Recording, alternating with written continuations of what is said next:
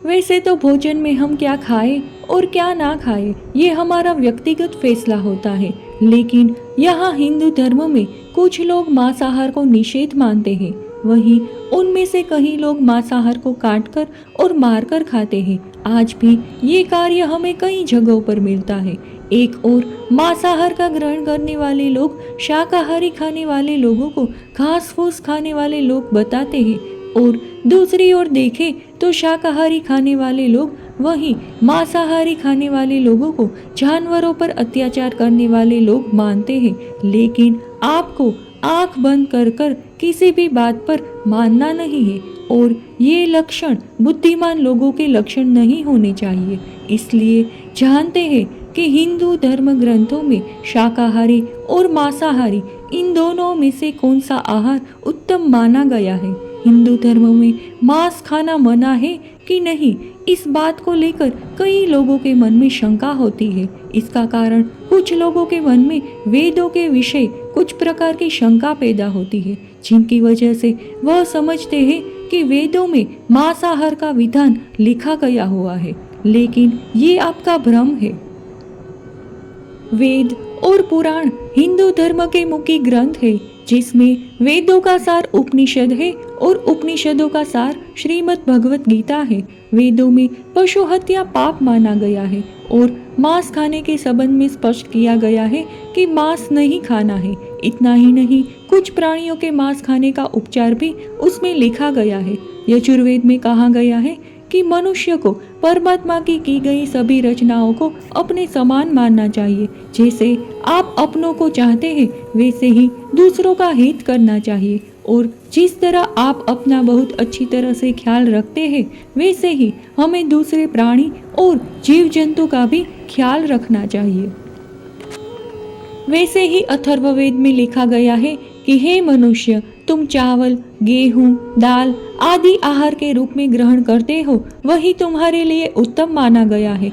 तुम कभी भी नर या प्राणी की हिंसा मत करो। वही बात ऋग्वेद में बताई गई है कि गाय जगत की माता है और उनकी रक्षा करने में ही समाज की उन्नति है। मनुष्य को इस तरह सभी प्राणियों की रक्षा अपने जीवन से ज्यादा करनी चाहिए। भागवत गीता में मांस खाना चाहिए या नहीं खाना चाहिए, उस बात को 3 चरणों में विभाजित किया गया है, जिसमें सत्व, रजव और तमस इन तीनों में मांस खाने का उल्लेख किया गया है।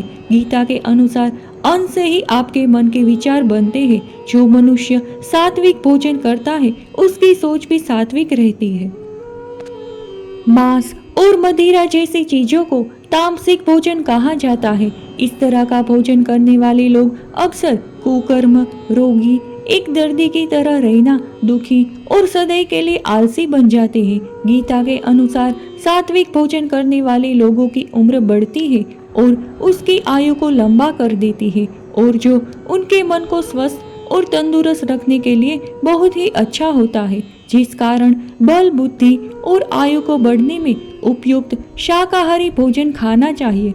ठीक वैसे ही गरुड़ पुराण में भी बताया है, जिसमें हमें श्री कृष्ण की एक कथा का वर्णन मिलता है। गरुड़ पुराण की इस कथा के अनुसार ये बात उन दिनों की है जब भगवान श्री कृष्ण अपने बालपन में थे। एक बार जब श्री कृष्ण एक पेड़ के नीचे बैठे बांसुरी बजा रहे थे, तभी उसकी तरफ एक हिरण दौड़ता चला आया और उनके पीछे जाकर छुप गया। वो हिरण बहुत ही घबराया हुआ था। भगवान श्री कृष्ण ने उसके सिर पर हाथ फेरते हुए कहा, क्या हुआ, तुम क्यों छुप रहे हो? उसका पीछा करते हुए एक शिकारी भी वहां आ पहुंचा और बोला, यह मेरा शिकार है, इसे मुझे दे दो, इस पर मेरा अधिकार है। तब भगवान श्री कृष्ण बोले, हर जीवित जीव पर उसका खुद का अधिकार होता है, न कि किसी और का।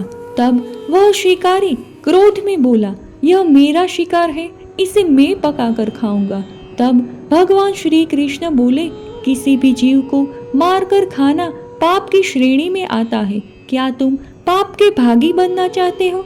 मांसाहार पुण्य है या पाप, क्या तुम धर्म को नहीं जानते? तब वह शिकारी बोला, मैं तुम्हारे जितना शिक्षित तो नहीं कि यह जानूं कि मांसाहार पुण्य है या पाप, पर मैं यह जानता हूँ कि जीव को मारकर खाना इसमें कोई हर्ज नहीं। मांसाहार से तो वह जीव को जीव बंधन से मुक्त कर रहा है, फिर क्यों मांसाहार से मना किया जाता है? मांसाहारी होने को क्यों नहीं कहा जाता? वैसे भी मैं इसको मारकर नीच योनि से मुक्ति दिलाकर पुण्य ही कमा रहा हूँ, फिर इस पर पाबंदी क्यों? इसे तो प्रोत्साहित करना चाहिए। जहाँ तक मैंने सुना है, जीव हत्या तो शास्त्रों में भी बताया गया है। राजा लोग शिकार किया करते थे। ऐसे तमाम तर्क देते हुए श्री कृष्ण से पूछा कि फिर क्यों ये मांसाहार गलत है और पाप की श्रेणी में आता है? आप ही बताइए, मांसाहार पुण्य है या पाप? भगवान श्री कृष्ण समझ गए कि इसकी बुद्धि मांस खाने के कारण तामसिक हो गई है और उसने सोचने समझने की बुद्धि भी खो दी है। फिर भगवान श्री कृष्ण बोले, इस अंतहीन विषय पर मैं पहले कोई राय नहीं दूंगा। मेरी इस छोटी सी कथा सुनने के बाद तुम ही उत्तर देना कि मांसाहार पुण्य है या पाप, और तुम्हें मांस खाना चाहिए या नहीं। वह शिकारी सोचने लगा कि इसमें मेरा तो कोई घाटा नहीं है, इस कथा को मैं सुन ही लेता हूँ, मेरा मनोरंजन भी हो जाएगा और बाद में मुझे इसका मांस भी मिल जाएगा। तब भगवान श्री कृष्ण ने अपनी कथा आरंभ की। एक बार मगध में खाद्य संकट खड़ा हो गया तो अन्न का उत्पादन कम रहा। राजा को चिंता हुई कि यदि इन समस्या का शीघ्र निदान नहीं किया गया तो संरक्षित अनाज कोष भी खत्म हो जाएगा और संकट भीषण हो जाएगा। तो सम्राट ने अपनी राज्यसभा में पूछा कि देश की खाद्य समस्या को सुलझाने के लिए सबसे सस्ती वस्तु क्या है? मंत्रीगण सोच में पड़ गए। चावल, गेहूं, आलू इत्यादि पदार्थों को उगाने के लिए बहुत श्रम करना पड़ता है। वह तभी प्राप्त होते हैं जब प्रकृति का प्रकोप न हो। ऐसे में तो कुछ सस्ता हो ही नहीं सकता। तभी शिकार का शौक रखने वाले एक मंत्री ने सोचा कि यही उत्तम अवसर है, क्यों ना अंधाधुंध शिकार के लिए राजा की अनुमति ले ली जाए। उसने सभा में कहा कि सबसे सस्ता खाद्य पदार्थ है मांस। इसके लिए धन का खर्च भी नहीं है और पौष्टिक खाना भी मिलता है। सभी सामंतों ने इस बात का समर्थन कर दिया, लेकिन मगध के प्रधानमंत्री अभी भी चुप थे। सम्राट ने पूछा, प्रधानमंत्री आप चुप क्यों हैं? आपने कोई अनुमोदन नहीं दिया, आपका क्या मत है? प्रधानमंत्री ने कहा, मैं यह नहीं मानता कि यह कथन सही है कि मांस सबसे सस्ता पदार्थ है। फिर भी इस विषय पर मैं अपने विचार आपके सामने कल रखूंगा। प्रधानमंत्री उसी रात मांसाहार का प्रस्ताव रखने वाले सामंत के घर पहुंचे। सामंत ने इतनी देर रात प्रधानमंत्री को अपने घर आया देखा तो वह घबरा गया। किसी अनिष्ट की आशंका से वह कांप गया। प्रधानमंत्री ने कहा, संध्या को महाराज बीमार हो गए, उनकी हालत बहुत ही खराब है। राजवैद्य ने कहा है कि किसी शक्तिशाली देह का 2 तोला मांस मिल जाए तो राजा के प्राण बचाए जा सकते हैं। आप महाराज के सबसे विश्वास पात्र हैं, इसीलिए आपसे योग्य कौन होगा? इसके लिए आप जो भी मूल्य लेना चाहते हैं ले सकते हैं। आप कहें तो इस काम के लिए मैं आपको 1 लाख स्वर्ण मुद्राएं भी दे सकता हूँ। एक बड़ी जागीर भी आप मांग सकते हैं, बस आप अपनी इच्छा कहें। मैं कटार से आपके हृदय को चीरकर बस 2 तोला मांस निकाल लूंगा। यह सुनकर सामंत के चेहरे का रंग फीका पड़ गया। वह सोचने लगा कि जब जीवन ही नहीं रहेगा तो लाख स्वर्ण मुद्राओं से मैं क्या करूंगा और बड़ी जागीर भी किस काम आएगी। वह झटपट अंदर भागा और अपनी तिजोरी से 1 लाख स्वर्ण मुद्राएं लेकर आया। मुद्राएं देकर उसने प्रधानमंत्री के पैर पकड़ लिए और गिड़गिड़ाते हुए बोला, श्रीमंत, मैं आपकी 1 लाख मुद्राओं में अपनी 1 लाख मुद्रा और मिलाता हूँ। इस पैसे से आप किसी और सामंत के हृदय का मांस खरीद ले, किंतु मुझे जाने दे, यह बात किसी और को पता ना चले। मैं आपसे आग्रह करता हूँ। प्रधानमंत्री जी यह सब समझ चुके थे। वह उसे थोड़ी और मानसिक पीड़ा देना चाहते थे। प्रधानमंत्री ने आगे कहा, सामंत, आप शरीर से बलिष्ठ है, आपकी कद काठी महाराज से मिलती जुलती है, इसीलिए राजवैद्य ने खास तौर पर आपका ही नाम लिया है। आपके दान से हमारे अच्छे राजा की जिंदगी बच सकती है। आप कहे तो मैं आपको प्रधानमंत्री का पद देने को तैयार हूँ और खुद आपका कर्मचारी बनकर रहूंगा, पर प्रजा से हमारे राजा न छीने।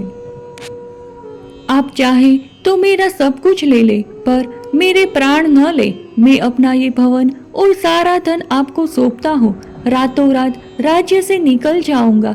इतना ही कहकर वह अपने घोड़े की ओर भागा और जैसे ही अपना घोड़ा ठगने लगा, पीछे से आवाज आई कि तुम अपने परिवार को भी छोड़े जा रहे हो। सामंत बोला, मेरे प्राण से प्रिय कुछ भी नहीं है। जब जीवन ही न रहेगा तो कुटुंब का क्या करूंगा? जीवन रहा तो ऐसे ही सुखी रह सकूंगा। इतना कहकर घोड़े पर छलांग लगाकर बैठ भी गया। वह अभी चलने को ही था कि प्रधानमंत्री ने घोड़े की सांख पकड़ ली। वह सामंत से बोला, भागने की जरूरत नहीं है, आप आराम से घर पर ही रहे, मैं किसी और का प्रयास करता हूँ। यह कहकर प्रधानमंत्री वहां से चले गए। प्रधानमंत्री के वहां से जाने पर सामंत के अंदर कुछ जान तो आई, परंतु बेचैनी बनी रही। उसकी नींद खराब हो चुकी थी। मुद्राएं लेकर प्रधानमंत्री बारी बारी से सभी सामंतों के घर पहुंचे और सभी से राजा के लिए हृदय का 2 तोला मांस मांगा, परंतु कोई भी राजी न हुआ। सबने अपने अपने बचाव के लिए प्रधानमंत्री को लाख और 5 लाख मुद्राएं तक दे दी। इस प्रकार प्रधानमंत्री ने एक ही रात में करोड़ों सुवर्ण मुद्राएं जमा कर ली। फिर सुबह होने से पहले ही अपने महल में पहुंच गए। अगले ही दिन राजसभा में सभी सामंत समय से पहले ही पहुंच गए। सभी यह जानना चाहते थे कि राजा स्वस्थ है कि नहीं, लेकिन कोई भी किसी से भेद नहीं खोलता था। सबको राजवैद्य की तलाश थी, उनसे ही उन्हें कुछ सूचना मिल सकती थी। प्रधानमंत्री ने सैनिकों को आज्ञा दे रखी थी कि जब तक महाराज राजसभा में न आए, किसी भी सामंत को महल से बाहर जाने की आज्ञा नहीं है। राजा सभा में अपनी चिर परिचित गति में आए और अपने सिंहासन पर आकर बैठे। सभी सामंतों ने देखा कि कहीं से भी राजा उन्हें अस्वस्थ नहीं लगे। उन्हें तो कुछ हुआ ही न था। प्रधानमंत्री ने उनसे झूठ बोला। हर सामंत के मन में यही विचार चल रहा था, पर कोई भी किसी और को कुछ भी न बोल रहा था। तभी प्रधानमंत्री ने राजा के समक्ष 1 करोड़ सुवर्ण मुद्राएं रख दी। राजा ने पूछा, ये सुवर्ण मुद्राएं किसके लिए है और कहां से आई? प्रधानमंत्री ने कहा, 2 तोले मांस के लिए इतनी धनराशि जुटाई है, पर मांस न मिला। अपनी जान बचाने के लिए सामंतों ने यह मुद्राएं दी है। अब आप यह विचार कीजिए कि मांस कितना सस्ता है।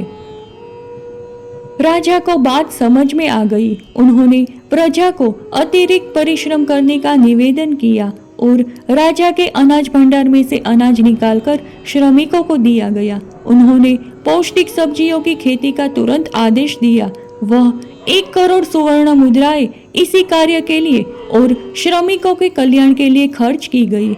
ऐसे ही साग सब्जी तेजी से उगे, जिससे प्रजा का कल्याण भी हुआ और पौष्टिकता भी मिली। कुछ समय बाद मौसम अनुकूल हुआ और खेती लहलहाने लगी। इस प्रकार राज्य में खाद्य संकट दूर हुआ। जीवन का यही मूल्य भगवान श्री कृष्ण हमें इस कथा के जरिए समझाना चाहते हैं कि हम यह न भूलें कि जिस तरह हमें अपनी जान प्यारी है, उसी तरह सभी जीवों को अपनी जान प्रिय होती है। अपने दिल से जानिए पराये दिल का हाल। यदि संसार के संबंधों से मुक्त करने का तर्क सही है, यदि जीव हत्या जीव को संसार बंधन से मुक्त करने का तरीका है, तो अत्याचारी द्वारा किया गया नरसंहार भी मान्य है। वह भी ये तर्क दे सकते हैं कि वह लोग जीवन के कष्ट से आप लोगों को मुक्त कर रहे हैं। अगर उनके लिए वह जीवन बोझ होता तो कभी भी अपनी जान बचाने के लिए संघर्ष नहीं करता, आपसे भागता नहीं। जो आपके सामने असहाय हो जाता है, उसे प्राण गंवाने पड़ते हैं।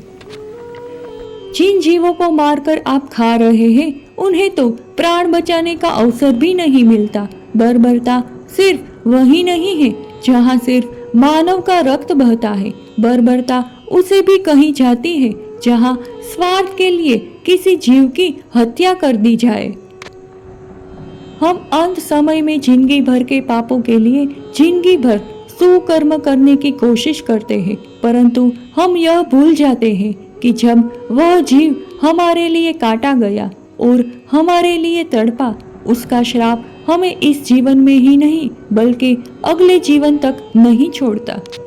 परमात्मा से यह ज्ञान पाकर शिकारी परिपूर्ण हो गया और उसे ज्ञान की प्राप्ति हो गई और वह जान गया कि महानता जीव लेने में नहीं बल्कि जीवन देने में है। शिकारी भगवान के आगे हाथ जोड़कर वहां से चला गया और उसने कसम खा ली कि वह अपने संपूर्ण जीवन में किसी को भी कभी चोट नहीं पहुंचाएगा। इसके बाद अब आप पर निर्भर करता है कि आप कौन सा आहार ग्रहण करना चाहते हैं और कौन सा नहीं। इस बात को लेकर विज्ञान भी प्रमाणित कर चुका है कि हमारे शरीर के लिए हमें मांसाहार की अपेक्षाएं शाकाहारी भोजन खाना चाहिए। आप वैज्ञानिकों माने तो आप शाकाहारी भोजन खाकर शरीर के अंदर बहुत सारी शक्ति और मजबूती बना सकते हो जो हमारे पाचन तंत्र और हमारी बुद्धि को बढ़ाने में काम करती है। लेकिन कुछ ग्रंथों के अनुसार मांसाहार को बड़ा ही उत्तम माना गया है। जिन जीवों को आप मारकर खा रहे हो उन्हें अपने प्राण बचाने के लिए अवसर भी नहीं मिलता है। जिस तरह हम प्राणियों का शिकार करते हैं तो हमें इस जन्म में तो क्या दूसरे जन्म में भी ये मनुष्य का अवतार नहीं मिलता।